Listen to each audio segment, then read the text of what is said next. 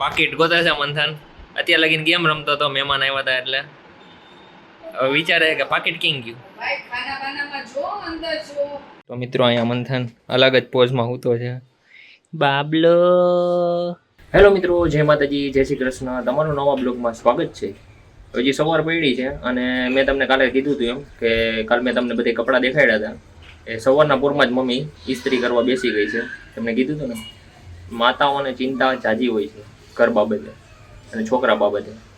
તો ચાલો જઈએ તેની પાસે.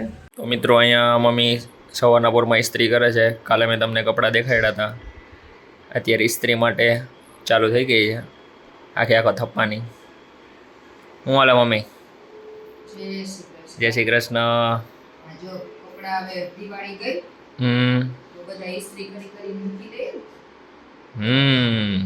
મંથનભાઈ ઉઠી ગયા? નાસ્તા પાણી કરી લીધા? મંથનભાઈ નાસ્તા પાણી કરી લીધા? હવે શું કરવાનું છે મંથન? ગેમ રમવાની? ઉઠીને ડાયરેક્ટ કેમ નહીં ને? તો શ્રી કૃષ્ણ પપ્પા. જય શ્રી કૃષ્ણ. જય માતાજી. શું હાલે છે? બસ માતાજીની દયા. તહેવારો વયા ગયા? બીજું કાંઈ? બસ હવે રાબેતા મુજબ કામ ધંધા કરતા ચડી જવાનું કામ ધંધા. નાઈ લીધા પછી ડાયરેક્ટ મોબાઈલ હો. તારી વાણી સાચી પડી મંથન. તો મિત્રો મમ્મી પપ્પા સગાવાલાની બેસવા જાય છે અને આજનો વ્યૂ તમને કંઈક દેખાડું.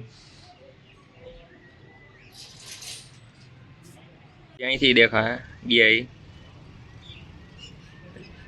કેમ નો આવી ગાડી? આ ગઈ, જો ગઈ.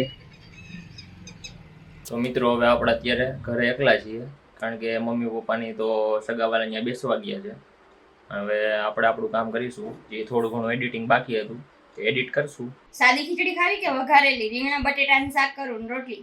તારે શું ખાવું? જે ગરબી હોય, વઘારેલી ભાવશે કે સાદી? જે કરવું હોય. તો સાદી કર નાખ. તો તમારું નક્કી છે તો હું કામ પૂછવા નક્કી નથી, તું કે બનાવ કે વઘારેલી ખાવી? મારા તો ગમે હાલે. મિત્રો તમે જોઈ શકો છો આ બાળક કેવી રીતના બેઠો છે અને મોબાઈલ જોવે છે. આવી રીતના બેનો મોબાઈલ જોઈશ. જો અડધો અંદર હૂતો ને અડધો ઉપર. હે મંથન, આવી રીતના જોવાનો હોય મોબાઈલ બેટા? ઓય તારે જમવાનું હોય તારે મમ્મી પૂછે છે. કાંઈ નહીં. વિશુ દીદી, વિશાખા દીદી આ તો અહીંયા ગાયબ થઈ ગયા. વિશુ દીદી એને કાંઈ જમવું નથી એમ કહી છે. હા તો ઈ ક્યાં અમે જોને છે કેમ? બારનું ખાવું હોય મને શું હોય? હજી તો તમે તૈયારી કરો, કેટલી વાર લાગશે? અત્યારે મિત્રો કેટલા વાગ્યા તમે જોઈ શકો છો. તો મિત્રો હમણાં પાછો જો આવ્યો ને તો ખાટલા નીચે આખો વયો ગયો તો પાછો ઉપર આવી ગયો છે. જો આ હું આવી રીતના ન જોવાનો હોય મોબાઈલ. તો મિત્રો મમ્મી ને પપ્પા આવી ગયા છે હવે.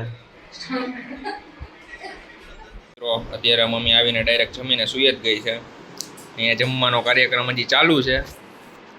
કેટલા વાગ્યા? 3:10 કમ છે ત્યારે જમવાનું થયું. શું કહેવાનું છે વિશાખા દીદી તમારું? જો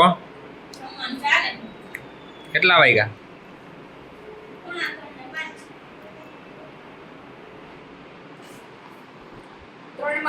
નથી ઓછી પણ 3:45 થઈ. આજે સકાની ઘરે બેસવા ગયા હતા ને સવારે 11 વાગે. એટલે ત્યાંથી 1 વાગે આવ્યા. એને એમ કે બારે હોટલમાં જમવાનું છે પણ ઓલું સુરસુરિયું થઈ ગયું. પોપટ થઈ ગયા. હે વિશે દીદી પોપટ થઈ ગયા.